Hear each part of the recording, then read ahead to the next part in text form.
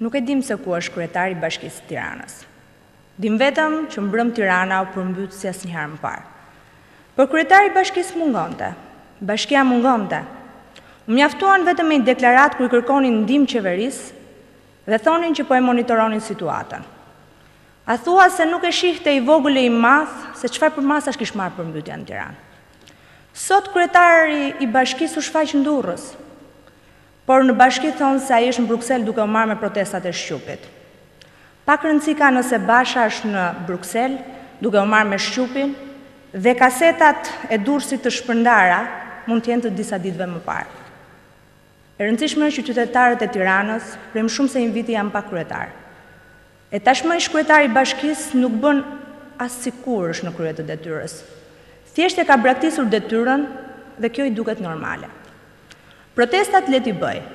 Milionat për spote që kërkojnë të mbledhin njerëz në protesta, a thua se i fton në koncert le t'i shpenzoj. Por të paktën të kthej kokën e të shoh se ç'bëhet me Tiranën. Që mbrëm u përmbyt e sot u zgjua me ujin deri në gjuhë. Ju falemnderit.